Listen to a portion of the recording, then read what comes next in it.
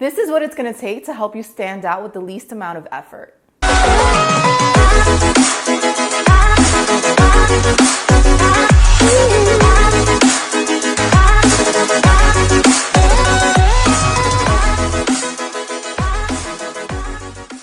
Good morning, my name is Priscilla Martinez, founder of regroup.org. I am a life and career coach with a master's in counseling, and to find out more about me, check out the description box. Okay, let's get to work. Here are 5 small things that have a major impact on your career. And stay tuned till the end for a special announcement. Okay, so the first small thing, and I actually don't think that any of these steps are really that small of a thing. I think they all have a major impact. But the first one I want to talk about is your relationship with your supervisors.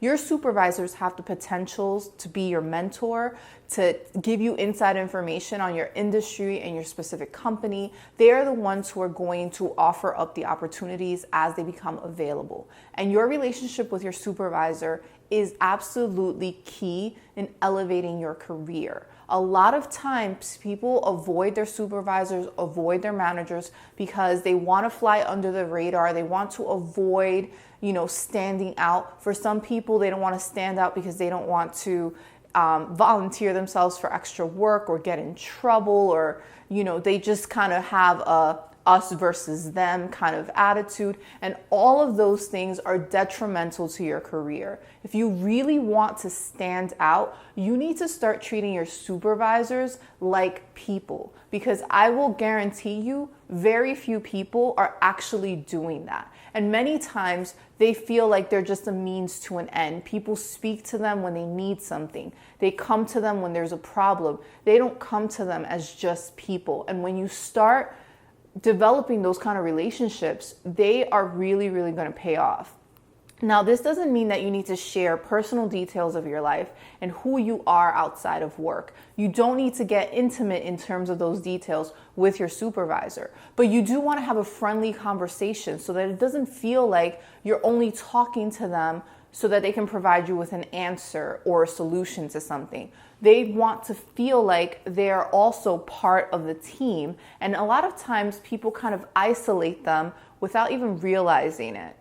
Now, I think once you have a relationship with your supervisor, it's easier to ask for mentorship and to ask for guidance. And it makes it more of a teacher-student relationship so that you're actually trying to learn as much as possible. That in turn compliments them because you're acknowledging that they have knowledge you don't have. In turn, you're gaining knowledge that you need in order to propel yourself in your career. Some of the ways that you can engage your supervisor can be around events having to do with work, not necessarily asking again for a solution or bringing a problem, but just having a conversation about, things that are going on at work that are positive. And that can really help start a conversation and dive a little bit deeper into maybe some of the issues that you're having later on down the line. But it helps establish a means, an entry point to have a conversation with your supervisor, because it's not transactional. It's just a conversation that is professional, but it's kind of more of a leisurely situation. Okay, when choosing topics to engage your supervisor on, choose things that are lighthearted, nothing that is going to be divisive. Avoid politics and religion and anything like that, and keep it lighthearted with maybe focusing on entertainment and even sports. Okay, this next thing, I have experienced both sides of this working with colleagues, and I myself sometimes have fallen victim to this. But if you are speaking too much or too little during meetings or times where you're just kind of being asked for feedback, that can really be detrimental to your career. So my suggestion is you speak when there is something to speak on, when you have an actual point of view to contribute. Don't speak for the sake of just having a voice in that moment, talking in that moment without really contributing something. Also, be careful about how you're speaking.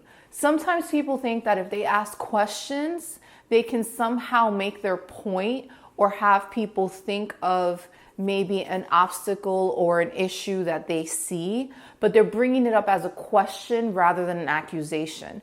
You're not fooling anyone. It's a passive aggressive way to kind of bring up your issues without bringing them up. Also be careful when you're asking questions that you're not asking questions that are kind of common or anything that you should know, because then it comes across like you should have information and you apparently don't have it. And now who does that really fall on? Now, here's the thing. When you yourself don't have information, two things can happen. You can look like you're ignorant on something that you should have information on and you should educate yourself.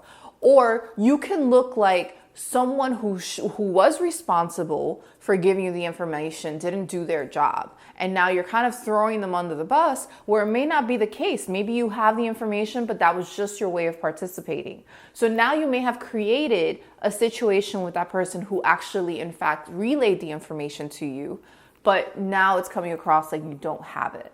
So you need to be very, very careful when you're communicating or asking questions.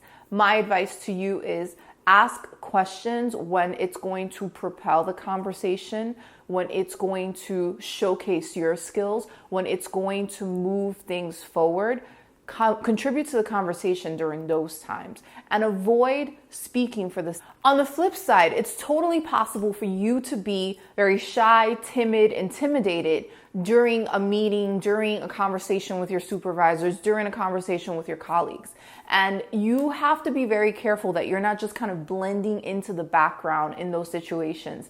I'm not saying you need to comment on every point that's made, but at least have something that you feel confident around and prepared to comment on. Once you have at least one topic that you feel really sure about, commenting on it, talking about it, engaging with others becomes really, really easy. So when you know that there's a meeting coming up, prepare for it. Have that knowledge, have a few talking points around that topic so that you're able to contribute in a meaningful way.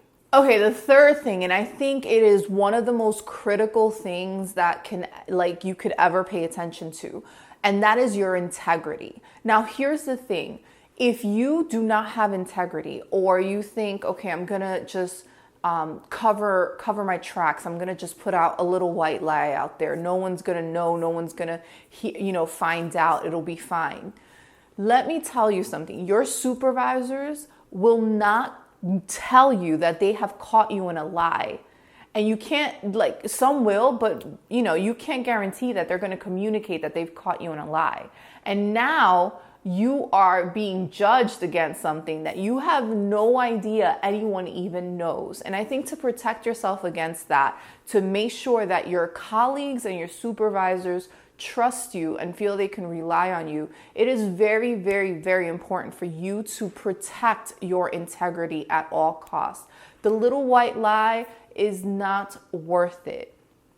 If you are really trying to make something happen, or you needed to do something, I would say that it's better to have those difficult conversations that you're probably avoiding with these little white lies, instead of spreading, this information out there, and people are going to start perceiving you as someone who lies.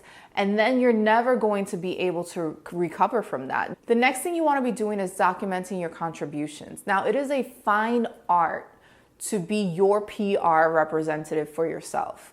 And it is a fine line that you're walking between showcasing your skill set, showcasing who you are and what you know, and showboating.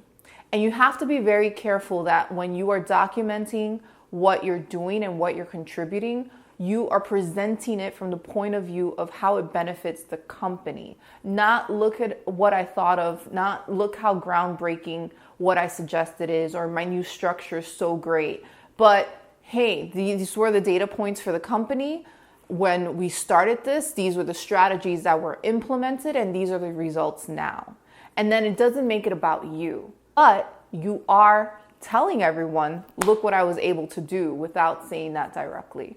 The next thing I think is really important, and not everyone knows how to do this, and I think that sometimes people find themselves in a really difficult situation and they feel like they're caught between a rock and a hard place, and it is setting boundaries. Setting boundaries can be difficult because you don't want to be the person who says no to your colleagues, to your supervisor. Some people really struggle with time management. Other people struggle with the idea that they're not able to do everything. And I am here to tell you that you are not able to do everything at once. And so it is more important for you to do something well and do it thoroughly than try to please everyone. Also, by setting boundaries, you're creating a space where people need to respect you. Your supervisor needs to respect you. And when people feel they can walk all over you, you get assignments dumped on you. You get your supervisor not respecting you and not feeling that you can take on leadership. And you also find that your colleagues are taking advantage because they know that they can turn to you. And it's not to say that you need to develop a reputation of being difficult or unreliable or not helpful, but you need to do it within the scope of what you are able to do, and also take on more in terms of helping someone, but not doing it for them. Because then you not only protect your time and your ability to do your work thoroughly, but you are also showcasing your leadership to everyone who's watching. Because trust me, everyone is always watching. So that's all I have for you this week. And now for the special announcement. I am seeing 10 new people for consultations. I'm going to link that below. Basically, the consultation will be a meeting between us. We'll see if we're a good fit to work together.